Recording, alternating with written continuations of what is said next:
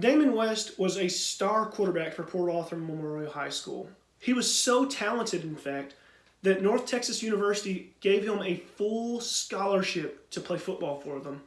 When Damon West arrived at North Texas to start his career for the Mean Green, everything went as planned. He was a phenomenal athlete with amazing talents. He was on his way to achieve greatness. Unfortunately for Damon, however, Damon West would become addicted to drugs. This would cause his eventual demise. Damon would never play football again after being convicted on countless robbery charges totaling over $1 million. According to the National Institute on Drug Abuse, in 2016, 948,000 Americans were addicted to heroin. Heroin causes death, but it also causes the mistreatment of those around the abuser. For this reason and the amount of users of heroin in the United States, it's an issue for all of us. Whether it be a friend or family member who abuses heroin, or if it be us ourselves.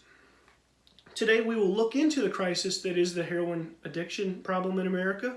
We will examine a possible solution to the crisis, and we'll explore what the United States would be like with no addiction crisis at all. In 2007, Amy Bootwell would have her article, Arrested on Heroin, a National Opportunity, published. According to her, 20,000 Americans were arrested for possession of heroin in 2006. While this number may sound large, according to the FBI crime statistics, in 2018, over 60,000 Americans would be arrested for possession of heroin. That's triple. That's triple the amount of Americans arrested in 2006. This means that the number is on the rise. According to Bill Keller, author of The Marshall Project, published in 2016, 49% of American convicts are rearrested when they re-enter society. This means that our prison system sets these criminals up for failure. When they re-enter society, they automatically have a great chance of being rearrested. This is an issue, and it's an issue that must stop, and it must stop immediately. Now that we have examined the issue that is the heroin addiction crisis, we will look at a possible solution to the problem. Fortunately for us, the solution to the heroin addiction crisis is a quite simple one. We simply must prioritize rehabilitation over punishment. According to the Borgen Project, in 2014, Norway's prison population experienced a measly 20% reconviction rate when re-entering society. That's less than half that of the United States. Norway accomplishes this by prioritizing rehabilitation over punishment. You see, criminals in Norway are not put in a cell and locked up and closed away from other human beings. They're actually counseled, and they're taught right from wrong. They're taught why their addiction causes the hurt of those around them and themselves. Now that we have looked at the possible solution, we will examine what America would be like with no crisis at all. According to the CDC, between 1999 and 2019, 100,000 Americans passed away due to the heroin addiction crisis. Without the heroin addiction crisis in the United States, these Americans would still be alive. With a better prison system, they could get rehabilitated. They could re-enter society. They could become productive members of society. They could get a job. They could get clean.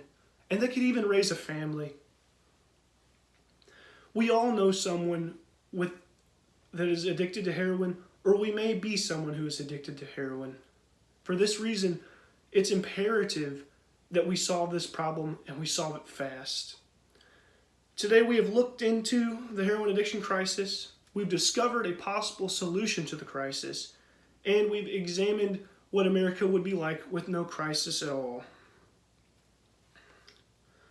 Millions of Americans nationwide suffer from this issue, whether it be having a family member or a friend who suffers from heroin addiction, or if they are themselves affected by it and they are themselves addicts.